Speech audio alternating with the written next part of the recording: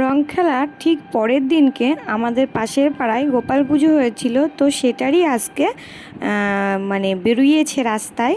তো সেটা নিয়ে সবাই ঘুরতে বেরিয়েছে।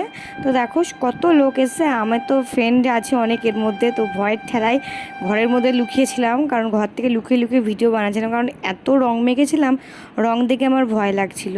তো চলো দেখো, আমার মাকে বললাম তুমি যাও চাল দিয়ে আসো, পয়সা দিয়ে আসো। মা আবার দিয়ে আসলো। এই দেখো গোপালটাকে দেখো, কত বড় গোপাল, দেখে মনটা একেবারে জুড়িয়ে গেল। আর এই দেখো এইদিকে শুধু আবির মাখামাখি হচ্ছে, পটল ফাটা কপাল ফাটা সব রং মাখামাখি হচ্ছে।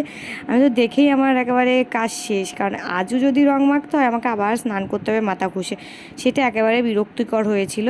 তো দেখো ওরা অনেকক্ষণ দাঁড়িয়েছিল, দাঁড়িয়ে থাকার পরে যে যার মতো যে যা পেরেছে তারা সব কিছু দিয়েছে, দিয়ে এবার এরা চলে যাচ্ছে নিজেদের জায়গায়, কারণ সারা পাড়ায় ঘুরছে। বেশ ভালোই হয়েছে, অনেক বছর পর আবার গোপাল পুজো হলো, আর রং খেলার পরের দিনকে সেটা নিয়ে বেরিয়েছে, দেখে সত্যি খুব ভালো লাগলো। তো আজকের ভিডিওটা আমি এইদেরকে নিয়েই করলাম, কারণ আর বেশি বড় করলাম না।